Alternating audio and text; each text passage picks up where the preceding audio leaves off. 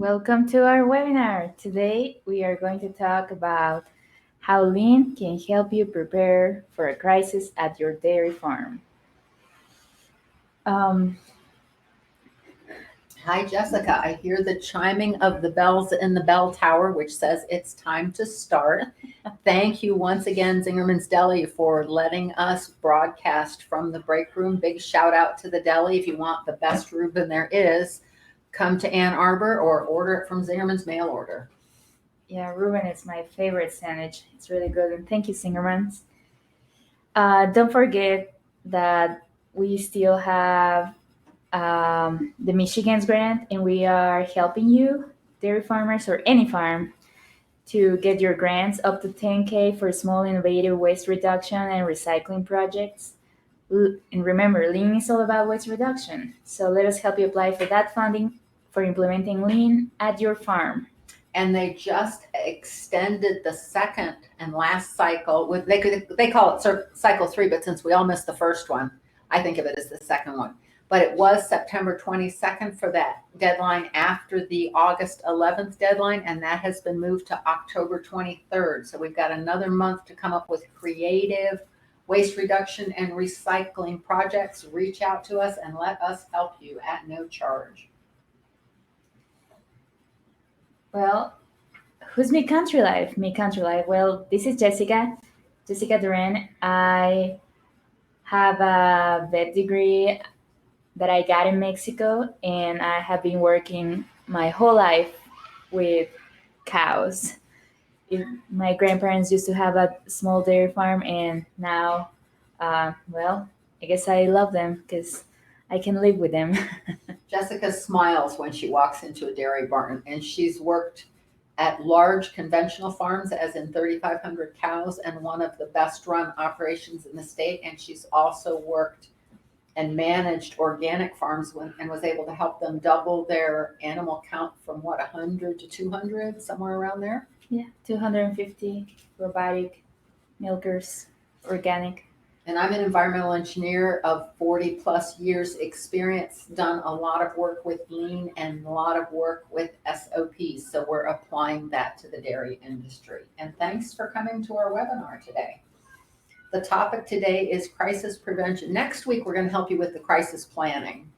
But as we started to put together crisis planning, it offended me that we weren't talking about prevention first. So we're going to go through tools that you can use to help you not have to deal with a crisis. And then next week, we'll take you through some of the boilerplate so you've got the plans in place when you need them. So one of my quotes from my favorite horseman Ray Hunt is, "Confidence is being prepared for the unthinkable."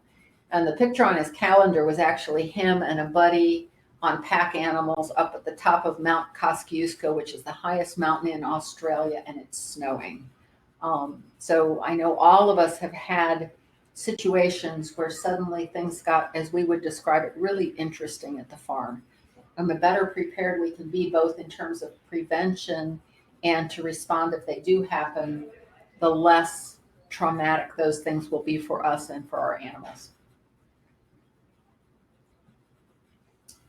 So near miss action plans are one of the ways to help prevent crises, because for every serious injury you get, the estimates that the minor injuries, you get 1 to 10 minor injuries, you get property damage with no injury, 40 to 100 of those, but your near misses are 100 to 600. And so if your safety isn't focusing on near miss planning, you're at a seriously after the fact indicator where you can't really do anything about it. So one of the things we encourage is to, and we'll actually, didn't put this in yet, but we're doing an OSHA week because it's OSHA Safe Plus Sound Week next week. And we're doing some mini webinars then. And one of them will be on near miss reporting. But what you want to do is build a culture in your dairy farm where people are comfortable reporting the near misses. In fact, where they're applauded for reporting near misses. And one of the most difficult ones I know of that, Jessica, and let me know what you think, is when people break something and don't tell you. Yeah, I guess that's pretty common in your farms. Like it was in my farm. And a lot of times then it becomes an unsafe situation because now you're trying to work around a piece of equipment that doesn't work. You didn't know it didn't work, so you couldn't fix it. Other ones that we mention here for dairy farm would be if a cow is particularly difficult or you've got an aggressive bull. There actually was a case in Michigan where someone was killed by a bull. Slippery conditions, especially in the winter, and of course any malfunctions in machinery, like where a guard is come off a PTO shaft or has come off a machine.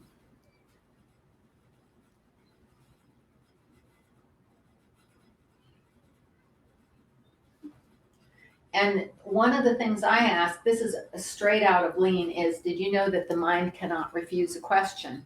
So Lean has a concept called Kaizen, which that's jargon, and I translate the jargon into good micro change. And so if you ask your brain all the time, and we'll put the resource for this in the resources at the end of this when you get the presentation, is what's the smallest change I could make to improve the safety of this process? And what would I do if things suddenly went wrong? And if you keep asking your brain that, it says, oh, this must be important. And it will start lobbing answers up to you. The example of the guy who trained this, Dr. Rob Maurer out of Washington State in California, he would ask people at his sessions at the Canyon Ranch. That'd be pretty nice. Why can't we do webinars from Canyon Ranch? Anyway, he would ask him, what's the color of the car parked 2 spaces to the left of them? Of course, nobody knows. I wouldn't know. Well, we're parallel parked, so that's an easy one for us today. But he would ask him again at the break. He would ask him at lunch. He'd ask him at the afternoon break.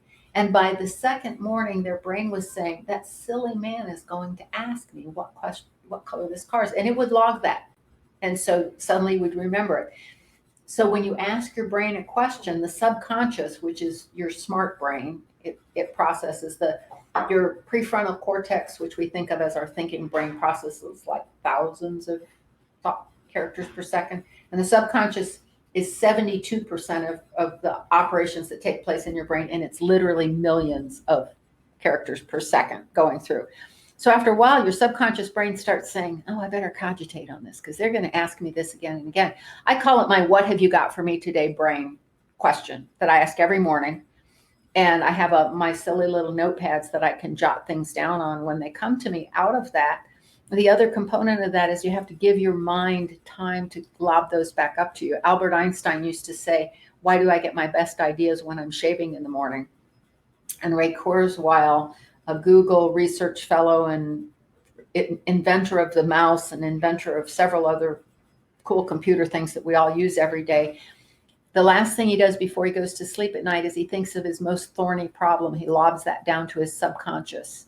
And then in the morning, he frequently has answers. So you're going to see this question come back up again because I'd like you to start trying to build that into your memory banks, that this is something that is a useful question to ask. Yeah, and I'll suggest that you should think about the scenario that you could have at your farm, because every farm could have different scenarios, right? It's not going to be the same here in Michigan than in Texas. Mm-hmm. Here we have snowstorms. But not many rattlesnake bites. That's true. So try to think about the scenario that you could have at your dairy farm. If it's organic, or you have robots or rotary parlor, parallel parlor, and think, how could you prepare for a crisis at your farm? What's the worst scenario that you could have, and how could you prepare for it? And also, are there changes we could make that would make it less likely that would occur? What are little fixes? What are little changes to the process we could make that would make that crisis less likely? And also just doing that during the winter where you have more time and you could think about or get together with your people and ask them for ideas and work together. And also where it's top of mind because everything goes wrong in the winter. That's Yeah. When everything goes wrong and you're like, oh yeah, I remember I said I was going to fix that last summer. Maybe you should have a meeting in summer to prepare for winter, and then another in winter to prepare for summer. It's so immediate when things go wrong in the winter. I still remember, so I had an old a pair of old tractors, like 30 years old or older. And if you turned them off, they would not start in the 10 below weather. And I just left them on. And if you opened the door in the morning and you heard that chug, chug, chug of a tractor, it was going to be a good day. And if it was quiet, you were going to be 4 hours getting those things started. So here's what OSHA, Occupational Safety and Health Administration, which is the government agency in the US that governs worker safety, has to say. And they say and we'll put this resource in the show notes, as it's called. The first line of their document about this says involve workers who often have the best understanding of the conditions that create hazards. And the other things we'll talk about a little bit more, but that involve workers is the most important piece, in my opinion, and one that sometimes gets ignored. They also found that 92% of dairy farms that have non-native English-speaking workers have communication challenges, both in training and in communication with management. That was kind of a scary statistic. Yeah, and I'll put an example. One day we got a few cows, and I had to do preg check. So I went to the pen with one of my coworkers, and we were preg checking these cows, and one was very aggressive, and I was preg checking her, and she kicked me, and she sent me like 4 feet away, and I ended up in the hospital. No bruises, but ouch. Yeah, and so the workers are the ones that know what are the and hazards so the here. worker could have told you that cow was especially aggressive. Well, we just bought those cows, so they didn't know. New cows. But the thing here is that after that, I'm like, okay, maybe she was a little stressed out because they travel. But then next time, she was open, of course, and another worker had to give her a vaccination and then the shots and all that stuff. And he's like, hey, she tried to kick me. So we gave her a couple weeks, and she was trying to kick everyone. So this cow needs to leave. She left. Yeah. So that's an example. We'll talk about the OSHA hierarchy of controls. And we were coming up with examples of elimination. You just eliminated that hazard from your farm. Mm-hmm. You did not implement administrative controls to try and work safely around her. You got rid of the problem. Sadly for that cow, but good for you that nobody got hurt. And that takes us to this hierarchy of controls. Again, this is actually a formal OSHA diagram that you'll see in their literature. And the difference between error proofing and mistake proofing is error proofing, the hazard actually goes away and can't happen. Like that cow, she's gone. We're not trying to have procedures that kind of mistake proof that make us able to kind of work around her safely, maybe. That hazard has been eliminated. A couple of other, so that the hierarchy according to OSHA is first you want to eliminate, then you want to substitute, then you want to do engineering controls. And only if none of those can be done cost effectively or practically, some of us really hate that cost effectively piece of it, then you can do administrative controls, which translate telling people ways to work that work around the hazards, or personal protective equipment. Most of us think of personal protective equipment as the primary way we're protected, but it's actually the least preferable, the least effective, takes the most work, and is most likely to fail. So on the left-hand side, we see that the 3 things that are actually error proofing are you actually change the process. You get rid of whatever the hazard was. Another example they gave was sometimes workers would have to mix up the chemicals from a concentrate. And if they go to where that's an automatic feed from a bulk tote, then no person touches it. We see that for floor cleaners a lot. You just turn the knob and the appropriately diluted solution comes into your bucket. So that's another example of elimination. Substitution would be, actually that's an engineering control. Substitution would be we substitute a less toxic chemical, for example, for in place of a more toxic chemical. So we've taken something that was a higher hazard and made it a lower hazard.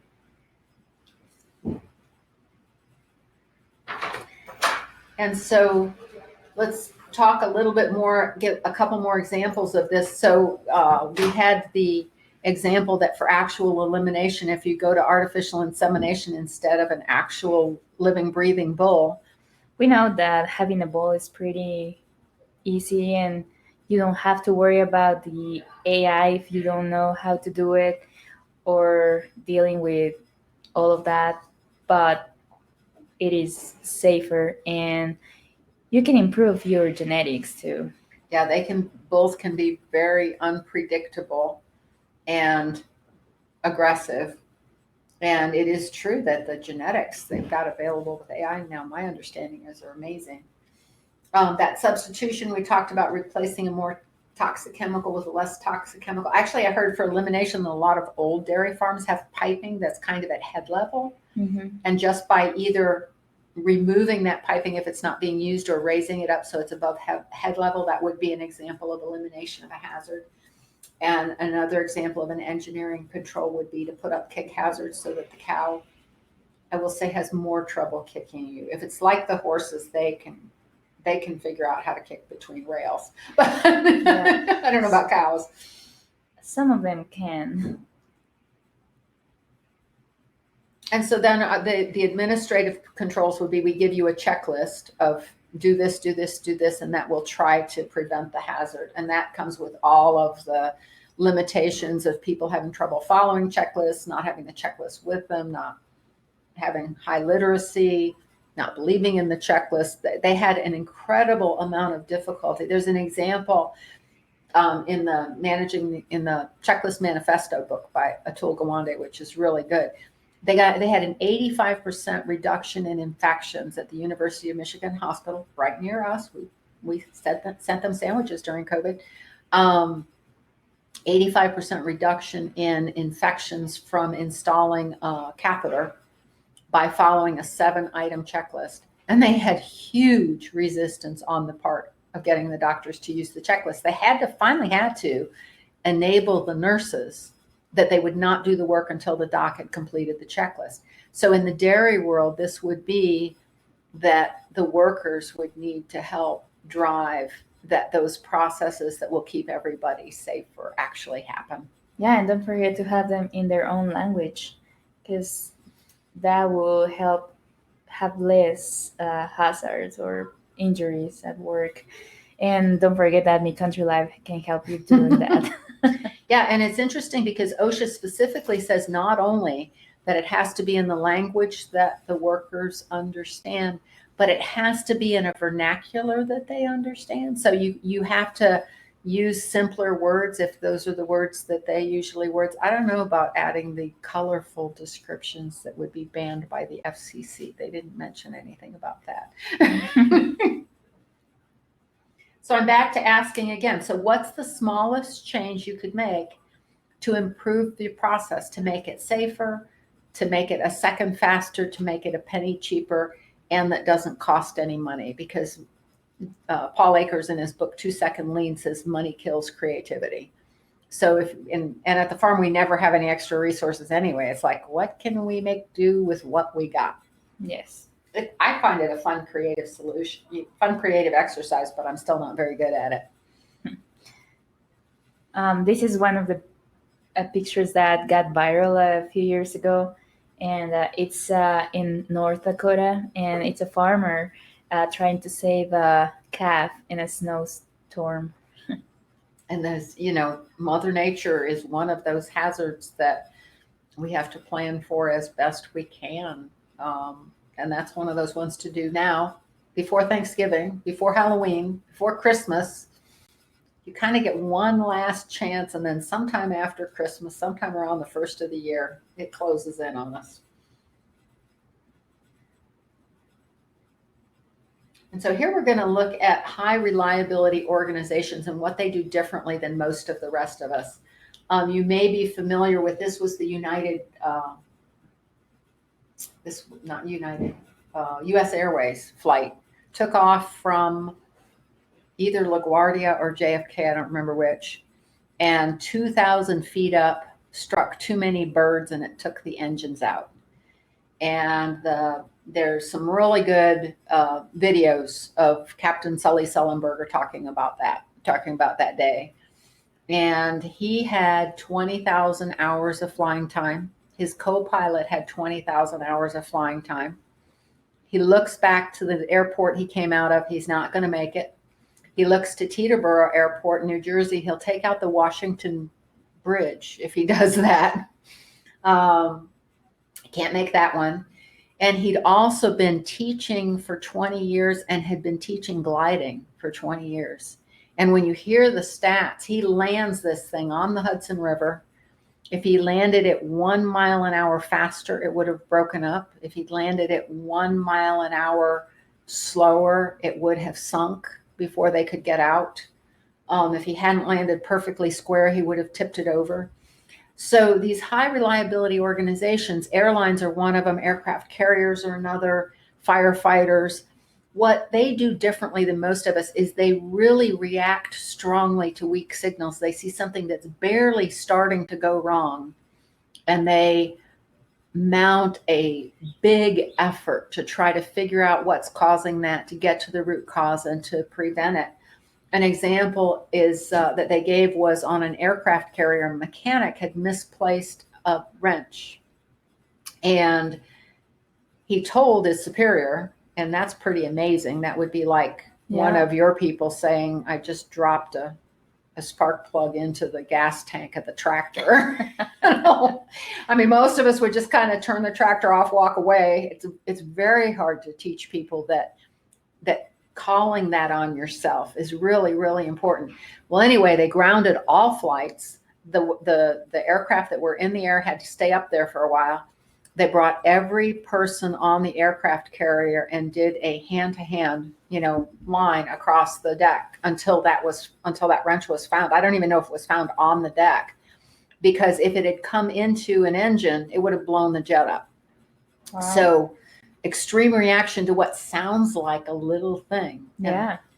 That's one of the things they do. Another thing, high reliability organizations, is they don't let you dumb things down. They really want to know the complexity of what caused something to go wrong so that you can really get to that root cause and fix it. And they listen to the people on the shop floor. They listen to the people doing the work. They don't let management drive how operations are. And then in terms of how they respond, because sometimes you can plan the best you want to and things go wrong. The blizzard still hits. They're committed to resilience, so they try to capture the error as quickly as they can and find some way to mitigate it. And again, they defer to the people who know the most, not the people who have been there longest or have the biggest titles. So now we're going to go into this error proofing and mistake proofing. This part is the easy part in a way. But there are a lot of easy mistakes to make in terms of crisis prevention that you can avoid when you come out of this. So here you see colored blindness. You should see a number in all 6 of these circles. If you don't, let us know in the chat. So 8% of all males and 0.1% of all females are red-green colorblind. And what color, Jessica, do we use to indicate stop-go? Red. Red-green. Red-green, yeah. What color do we use to say on our charts if it's good or bad? Red-green. Red-green. I have had managers in charge of lean who were seriously red-green colorblind. You flip the task card from green to red. They had no idea because it said the same words on both sides. So in anything... Who chose those colors, Kat? We have stop signs in red, green. I don't know. That's a really good question. It really should be like red, yellow, red, blue for stop signs instead of red, green. They didn't ask me. So if you've got anything that's color coded, also either write the words underneath it, or even better is to come up with a different kind of cross hatching or visual. I like for stop, like exclamation points or exploding bombs or something. Yeah, and I know that some countries are using figures now or icons to make sure that if you have problems seeing these colors, you can at least see the shape of the color. Okay. That's a good start. Don't get me started about the OSHA pictograms. We'll get to one of those. What does an exploding thing in the middle of your chest mean in terms of a hazard or an exclamation point? We'll get there in a later podcast. I don't want to put him to sleep today. And then for difficult concepts, I love it if you can come up with a visual way of remembering things. Some of these, there's mnemonics, which is words that you say together that make sense to you. But I remember there's bleach and ammonia and there's some other cleaning chemical, and I could remember that you're not supposed to mix two of, maybe, but I couldn't remember what they were. And then I found this cute little picture of the dead sheep with not very cute, the tombstone, and it says bleach and ammonia is bad. I'll never forget it anymore. I don't even have to. I may not even remember what the chemicals are that you're mixing, but I remember that it's not a good thing. Yeah, and I know that. Well, it's changing, but in the past, there's two chemicals that we usually store in the the chemical room in the dairy farms that you cannot mix, and they have been improving it so you can have two chemicals that if you mix it, nothing will happen, but there's have been some explosions at dairy farm because of that, because the workers didn't know that you couldn't mix those. And so error proofing would be, we put them in separate cabinets. Yeah. Mistake proofing would be what you said. We'd change it so that if someone accidentally mixed them, they didn't blow up. We'd go to a different chemical. Mm-hmm. And then we get to one of my favorites, fatigue. OSHA actually has a whole page on its website. Now, OSHA, Safety and Administration, about being tired. Well, they've figured out that being tired is worse for you than being drunk in terms of your ability to perform on the job. This is not permission to come to the job drunk. And even worse is it's cumulative and you don't realize it's cumulative. They've now listed third shift work. With the World Health Organization, WHO, has actually listed third shift work as a possible human carcinogen because they've proven the effects of it are so disruptive to your sleep. So I wound up with COVID, an essential worker, doing night shifts and weird shifts, like mixed shifts. Some of them were night shifts, but then some of them were different time of night. Some of them were day shifts. And I plead guilty to starting the coffee without putting the coffee pot underneath it. And I can tell you about 8 other ways I've made coffee wrong when I was tired, which I've made coffee. They say you live 30,000 days in your lifetime or something like that. I've probably made 20,000 pots of coffee. Yeah, you forget everything. This morning I was so tired that I forgot my zip code and I couldn't use my credit card. But can you imagine if it's like I forgot to close the gates and the cows got out and now we have to find them, or something worse? And this is where mistake proofing and error proofing are your friends, and also checklists, which we'll cover on a later podcast. If you just have a checklist posted on the side of your coffee pot, have I done that yet? No. That's the order. Well, to be honest, partly is because I keep changing the order I do it. I'm a relentless continuous improvement person. But like a good lean practitioner. Yes, but really simple checklists in places where people are likely to be doing things. What it does is it lets you, they had another example that was actually really fun. It's in the book, The Power of Habit by Charles Duhigg. And this guy has had some kind of brain injury and he has no short-term memory at all anymore. None, zero. Can't remember anything. But if you put him in front of the coffee pot, he can make coffee. You can even hold a conversation with him if it's a conversation that's going down the well-worn paths that he's gone down before. And it turns out that your brain stores things that it has to think about in a different portion of the brain than things it can chunk together. And if it can chunk steps together, it takes less thinking brain. It takes less cognition to do those things. So the more things that, and he was able to, most people didn't know how impaired he was, because anytime you could drop him into a routine that he had, he could execute it as if he was a normal person. So the more that we can build those kinds of things with some error proofing and mistake proofing built in, because most of us are tired most of the time. The stats on chronic fatigue are amazing, and especially at farms, even more so, especially in winter. Yeah, and and with 12-hour shifts, it's not gonna be tired. I remember last winter, I don't remember what I did wrong at my deli cleaning job. And I said to the manager, I said, I lost 10 hours this week plowing snow. I didn't have that much extra time built into my schedule. I had no way to catch up that 10 hours of sleep. Another one is adrenaline induced stress. This may be one that you've never heard of, and this could save your life. This could save you and your family's life. This is from a guy, Lieutenant Colonel Jack Grossman, who's one of the experts on emergency response, especially workplace violence. And he came out of the military. He trains every police force and every agency in the US government. But what he says and what they found is the science is that when you really get under adrenaline, when you really hit a crisis and you're really panicked, or in a state of high arousal, there are some actual physical things that happen to your body. You lose your ability to focus your eyes, and you lose your ability for manual dexterity. The blood goes out of your fingertips because it's getting ready for you to be able to run.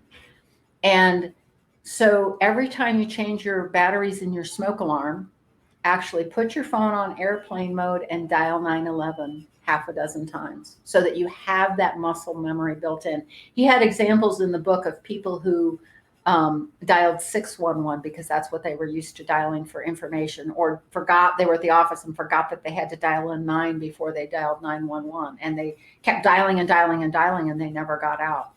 So this is one of the ones that I had never heard of until a year ago, and he made that recommendation. And of course, I'm one of the people, when I pass a crash, I call 911 to see if they've gotten it. So I've been doing that.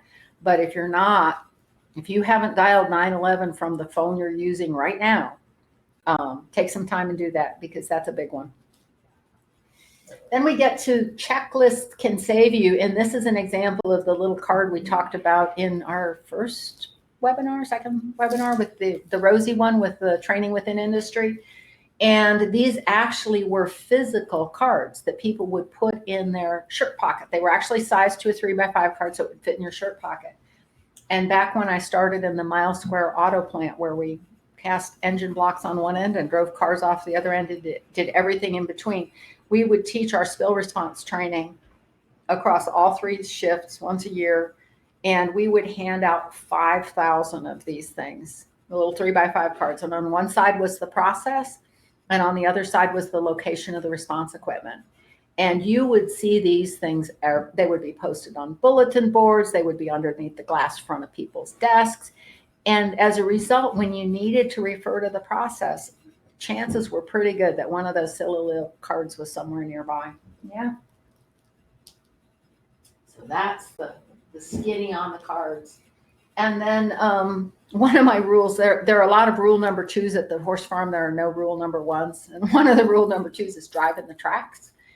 And we mean that both literally and figuratively at the farm. You want to drive in the tracks the tractor has been driving, even though they're deep and rutted and muddy, because what you're doing, if you've ever had to dig those up to get to a broken water line, which I have, you will find that where the tractor tires were, it is compacted down a good 18 inches or 2 feet that you now get to dig through by hand.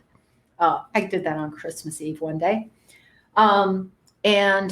But not only figuratively, it's one of those that if you don't know why that's why we drive that way, don't do something else, because there might be a manure pit, an old manure pit that you're going to go through and tip your tractor and die. And so the drive in the tracks is until you understand why we do something, don't change it. We love suggestions for ways to improve things. We love questions, but ask before you do it, not after. And the times that people are most likely to get hurt are their first time on the job and the first time in a new job. Can you say teenager learning to drive? Yeah, and one of the things that I love about Milksers, I remember one of the meetings with Jim Ostrom. He's like, who you think is the most important employee? And it's a new employee. So everyone should try to go with the new employees, teach the new employees why we do things, why we care about things. So remember, your most important employee is the new employee. And that's what we say at Zingerman's also, because they bring a fresh set of eyes to it. When you do an SOP for a job, the second time you do that SOP, you do that job with that SOP, you're already filling in the gaps. You're already making allowances. But the first time on the job, they don't know enough to fill in for you. So they're just a tremendously valuable resource. And then we get to the how do you get your team engaged? This is a challenge, and we'll do a webinar on this sometime in the fall. I've heard culture defined as what we really do compared to what we say we do. And you want the gap between those two to be as small as possible. You want what you do to actually be what you say you do, and have that culture of safety that lets your team members speak up without fear. And Jessica, we're a little bit over time, but we have time for announcements and appreciations. Yeah, let's start with the announcements. Don't forget that there's a Michigan Dairy Industry Conference August 19th. And another thing is that don't forget about the Micros grant for small, innovative Waste reduction and recycling. Yeah, and the due dates are August 11th and October 23rd. And the other thing, it's Me Country Life is gonna be at World Dairy Expo, September 28th to October 2nd. So if you're gonna be there, Madison, Wisconsin, we'll see you. Come say hi to us. And then Safe and Sound Week, OSHA Safe and Sound Week, we will be doing some little mini webinars every day next week. We'll do a different one, and those will be on the website that you can watch. And each one, I call it a 1+1. It's one cultural safety thing and then one mechanical safety thing. One actual nuts and bolts and one about the culture and philosophy of safety. How to make it work better. And for appreciations, thank you, Kathy, for sharing all these valuable information. Thank you, Jessica, for making the presentations pretty. You wouldn't want to see the way I turn them out. And thank you all for participating and reaching out to us and letting us know what you think. Thank you. And you can find all the next resources or these resources in our website and also the videos. And we'll see you next week for crisis planning. And hopefully at a bunch of the little OSHA webinars in between. And thanks again, Zingerman, for letting us use your facilities to do these webinars. Thank you. Cool.